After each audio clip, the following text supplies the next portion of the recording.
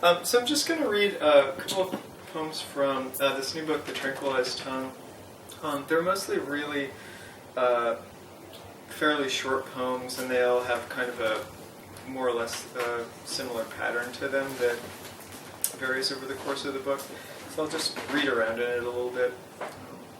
So this is from The Tranquilized Tongue. The illuminated egg.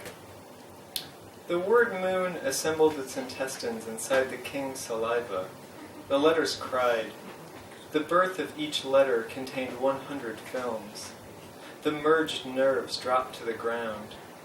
The arrows were injured by what the speech spread. The microphone was looking for an echo to explain.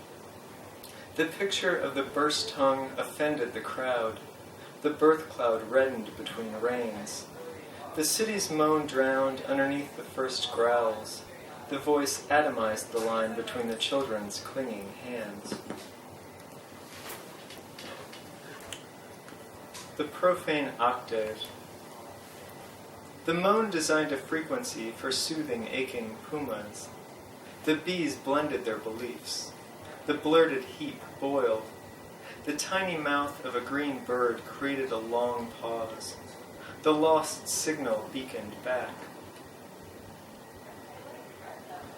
The abandoned sail. The mirage nursed its swells. The sky surrounded hawks. The baffled voiceover warped the scene. The sound scored itself in the sky the arrow came from. The cliffs bloomed Atlantic music.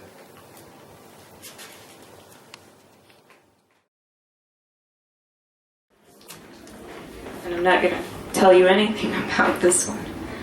I'm going to read the section, Third Resonance, Emanation. Sky lifts its wings over wooded areas, small twisted necks cracking like thunder. They are in a field again. I would not say they live in a country, not in one the tongue orders. Oh, to strike out on their own, they find rifles and make cooing sounds, now and again the sound of bone. Furrows are created by circumstance, a type of fluid to recognize transformation. The above does not impose. Inner changes played out in outer terrains. Nothing happens to the images. These borders they live on, interrelated, between the body's procreation and use. I have been told it is unfair to say the word body again. That's fine. It's easy enough to ignore.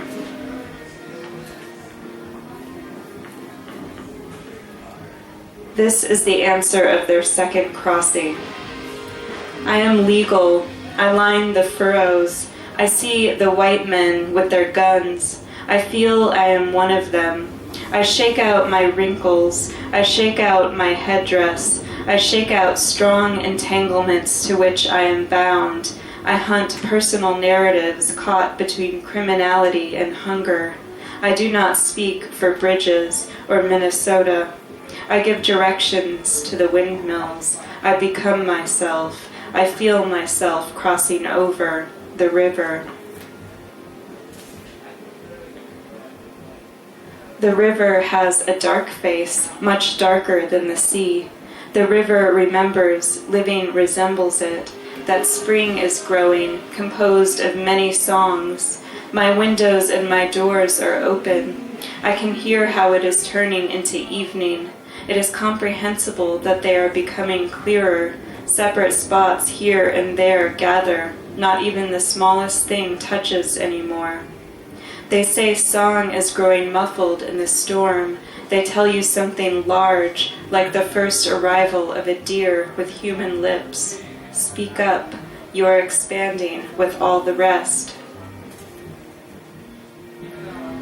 Until a photographer came and cut a photograph of our face in half so that it would be symmetrical, I did not believe in deities. All color patterns on birds, fish, mammals, the same on both sides. In the end, to tighten, to believe in a sense of urgency.